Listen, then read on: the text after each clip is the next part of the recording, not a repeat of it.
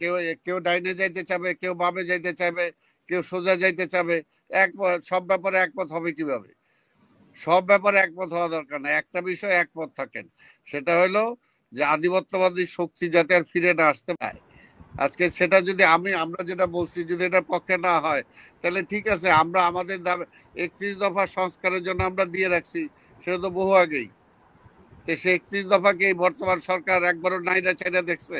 চীনও যখন ছিল তখন বারবার বলছি ওই সময় আন্দোলনের সময়, যে আন্দোলনটা বেগম খালেদা জিয়া বা তারেক রহমানের প্রধানমন্ত্রী করার জন্য আন্দোলন না, এই আন্দোলনটা দেশ রক্ষা করার আন্দোলন, গণতন্ত্র রক্ষা করার আন্দোলন, আধিপত্যবাদের হাত থেকে দেশটাকে বাঁচানোর আন্দোলন।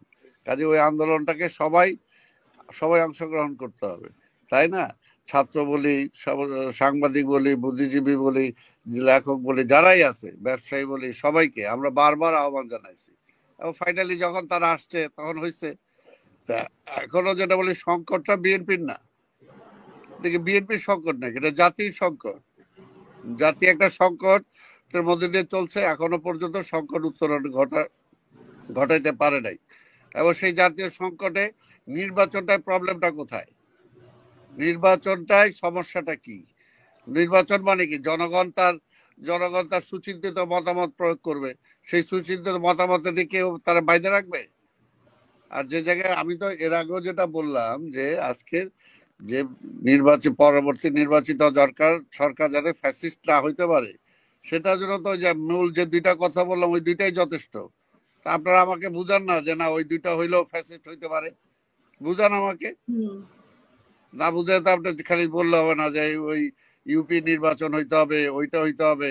আর আরেকটা কথা, এটা তো সবই নির্বাচিত সরকার যদি পরবর্তীতে জনগণের আকাঙ্ক্ষা পূরণ করতে না পারে, তাহলে তো তার পরিণতি খারাপ হবে। পরবর্তী 5 বছর পরে নির্বাচন, জনগণ তাকে ভোট দিবে না, তো অসুবিধাটা কোথায়? তো এইখানে তো এখন এইটার জন্য না এইটা মানতেই হবে, আরে মানলে তো একটা দলই হয়ে যেত। কিন্তু দল হলো এখন 200 না 250টা হয়ে গেছে। এই কয়দিনে তো দল বাড়ছে 100-র মতো। দল যখন বাড়ছে ঠিক আছে, সব দল তো এক না, কেউ কেউ ডাইনে যাইতে চাবে, কেউ বামে যাইতে চাইবে, কেউ সোজা যাইতে চাবে। সব ব্যাপারে একমত হবে কিভাবে? সব ব্যাপারে একমত হওয়া দরকার না, একটা বিষয় একমত থাকেন, সেটা হলো যে আধিপত্যবাদী শক্তি যাতে আর ফিরে না আসতে পারে, আর ইমিডিয়েট আওয়ামী লীগ যাতে ফিরে না আসতে পারে, এই ব্যাপারটা একমত থাকেন। এই ব্যাপারটা একমত থেকে তারপরে রাজনীতিটা ঠিক করেন, নির্বাচনটা ঠিক করেন, যাতে নির্বাচনটা সেইভাবে হয়। কাজে এখন ওইটার জন্য এইটা করতে হবে, ওইটা করতে হবে, এটা তো হইলো। এখন যদি গণপরিষদ নির্বাচনের কথা বলা হচ্ছে, স্থানীয় নির্বাচনের কথা বলতে তো পারে যে কেউ, আপনার আবার পিআর পদ্ধতির কথাও বলা হচ্ছে, পিআর পদ্ধতিতে তো এখন তো যে তাহলে বিডি সিস্টেমে যাইতে হবে, তাই না? এখন ওরা তো যেটা বলতেছে তাহলে তার পার্লামেন্টারি সিস্টেম তো দরকার নাই, তাহলে তো প্রেসিডেন্সিয়াল সিস্টেমে যাইতে হবে। যদি ওইটাই হয় তাহলে বল যে পার্লামেন্টারি সিস্টেমই দরকার নাই। আমি তো এক কথাই বললাম যে আপনি যেটা চান আপনি তো চাইতেই পারেন। আপনি তো মনে করেন এক হাসিনা বিদায় হয়েছে, আপনি হাসিনা তো আরেকটা বলতে পারেন, আমাদের কাছে প্রপোজাল দিতে পারেন যে এইটাই হলো আমার প্রপোজাল। এখন এই প্রপোজালটা জনগণ অ্যাকসেপ্ট করবে কিনা সেটা যে আসেন না, আপনার প্রপোজাল নিয়ে আপনি নির্বাচনে আসেন, তো সেটা ফেস করতে ভয় পান কেন? আর আরেকটা কথা হলো যে এটা এটা যেটা আমি যে পুরোপুরি আমার ওই জুনিয়র ভাই যে আছে, ছাত্র ভাই, তার কথা শুনতে পারি নাই। শোনেন, এটা হলো যে কথাটা, এটা তো কোনো রেগুলেশনই গভর্নমেন্ট না, আর এটা রেগুলেশন না, এটা অভ্যুত্থান হয়েছে। রেগুলেশন, অভ্যুত্থান আর স্বাধীনতা এক না। স্বাধীনতা যুদ্ধ বলেছে যে এটা অভ্যুত্থান হয়নি, বিপ্লব হয়েছে, বাট এটা 5 তারিখে বিপ্লব হইলে তো বিপ্লবী সরকার হইতো। সেটাই বিপ্লবী যদি হইতো তাহলে তো বিপ্লবী সরকার হইতো, তাই না? তাহলে তার অন্য কোনো কিছুই থাকতো না, সব কিছু ক্লিন করে দিয়ে বিপ্লবী সরকার হইতো। আসলে এটা তো হয় নাই, যেটা 7 নভেম্বরে হয়েছে, যেটা 7 নভেম্বরে হয়েছে। 7 নভেম্বরে বিপ্লব হয়েছিল। 7 নভেম্বরে বিপ্লব হওয়াতে সেই সময় বিপ্লবের পরে সেই সময় জিয়া রহমান আইসা সেই সরকার গঠন করছিল, তাই না? ওইটা ছিল বিপ্লব। এটা বিপ্লব না, এটা হলো অভ্যুত্থান। যদি বিপ্লব হইতো তাহলে তো বিপ্লবী সরকারই হইতো। এই জন্যই যেটা আছে, আমাকে বাস্তবতাটা যেটা আছে এটাকে আমাকে অ্যাকসেপ্ট করে আমাকে সামনে যেতে হবে। এমনকি এই ধূম্রজাল সৃষ্টি করে আমি কি নির্বাচন আরো আমি পিছাইতে চাই? অর্থাৎ জনগণের মালিকানা আমি ফিরাই দিব না যতক্ষণ পর্যন্ত আমার এই ঠিক না। আমার দাবি তো এটা কোনো বিষয় না। বিষয়টা হলো যে জনগণের দাবি, জনগণ কি চায়। আজকে সেটা যদি আমরা যেটা বলছি যদি এটার পক্ষে না হয়, তাহলে ঠিক আছে, আমরা আমাদের দাবি 31 দফা সংস্কারের জন্য আমরা দিয়ে রাখছি, সেটা তো বহু আগেই। তো সে 31 দফাকে এই বর্তমান সরকার একবারও নাইরা চাইরা দেখছে? দেখে নাই তো।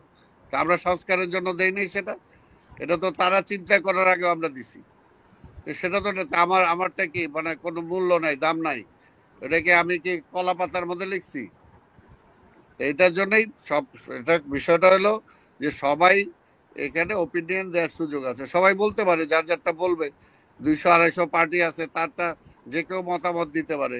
কিন্তু মতামত খালি দিলে তো হবে না, যে তার মানে ওই মতামতের উপর ভিত্তি করে একটা ইনডেফিনিট পিরিয়ড পর্যন্ত চলবে, যে এই পর্যন্ত এগুলো না ডিসাইড হলে নির্বাচন হবে না। এটা তো কোনো কথা না। তারপরে যদি তারা দেশটা ঠিক আছে সমস্যাগুলো সমাধান করতে পারতো, যদি সামনের দিকে নিতে পারতো, কারণ এটা তো পারবে না। আজকে আন্তর্জাতিকভাবে যত কিছু আজকে কোনোটাই এখানে সম্ভব না। আজকে ব্যারিস্টার সাহেব বলুক, আজকে এই যে মিলন সাহেব আছে তারা বলুক, যে আসলে কি এরা এখন বর্তমান যে অবস্থা আছে, এই অবস্থায় থেকে উত্তরণের জন্য নির্বাচন ছাড়া বিকল্প পথ আছে কিনা, যে না আমরা 2 মাস পিছিয়ে দিলাম, 2 মাসের মধ্যে সব ঠিক হয়ে যাবে। তো সেই জায়গায় যেটা নাই, তো সেই জায়গায় আপনি দেরি করেন, বিচারের কথা বলেন। আরে বিচার তো সবচেয়ে বেশি আমরা চাই, ভুক্তভোগী আমরা, সবচেয়ে ক্ষতিগ্রস্ত আমরা। তা আমরা কি বিচার চাই না? আমরা তো বেশি বিচার চাই। তাহলে আপনি ট্রাইব্যুনাল, যে আমরা বারবার বলতেছি ট্রাইব্যুনাল বাড়ান না কেন? এখনো কেন একটা ট্রাইব্যুনাল নিয়ে চলতেছে? কেন ট্রাইব্যুনাল বাড়ায় না? কেন বিচারটা আরো তড়িৎ গতিতে হয় না? আমরা তো বলছি, যে যেগুলো বলছি, আজকে যে খায়রুল হক, আজকে শেখ হাসিনার পরে যে সবচেয়ে দায়ী, এতগুলো মানুষ মারা গেছে, এত মায়ের বুক খালি হয়েছে, এই যে গণতন্ত্রটা আজকে বিনষ্ট করছে খায়রুল হকের কথা একবার কি আজকে প্রধান উপদেষ্টা হোক বা আজকে আইনের উপদেষ্টা হোক, সে কি বলছে একবারও? বা তার ব্যাপারে আমরা চিন্তা ভাবনা করতেছি বা খুঁজতেছি?